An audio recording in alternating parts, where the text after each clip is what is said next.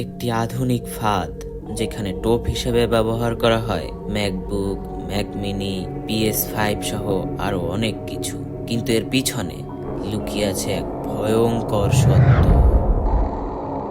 রাফায়েত রাকিব বাইরের সবার কাছে একজন ফানি কন্টেন্ট ক্রিয়েটর অ্যান্ড ভালো একজন মেন্টর হিসেবে পরিচিত থাকলেও তিনি তার স্টুডেন্টদের কাছে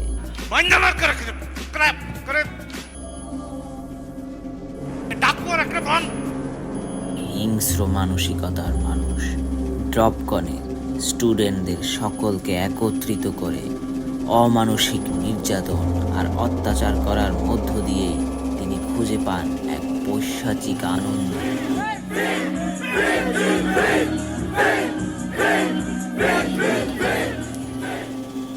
গায়ে কাটা দেওয়ার মতো কিছু খেলার আয়োজন করা হয়, যা শেখ হাসিনার আয়নাঘরকেও হার মানায়।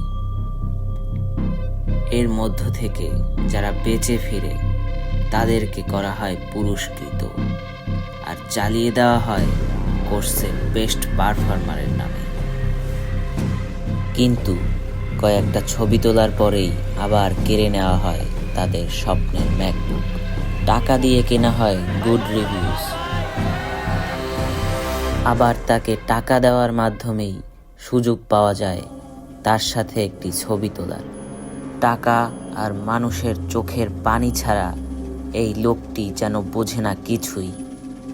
কিন্তু এত অত্যাচার নির্যাতন সহ্য করার পরেও কেন যেন এই স্টুডেন্টরাই আবার পরের ব্যাচে এনরোল করে। অন্য সবার পেটে লাথি মেরে কেন যেন সবাই এখানে এসেই হুমড়ি খেয়ে পড়ে। হয়তো এটাই তার তাবিজের খেলা।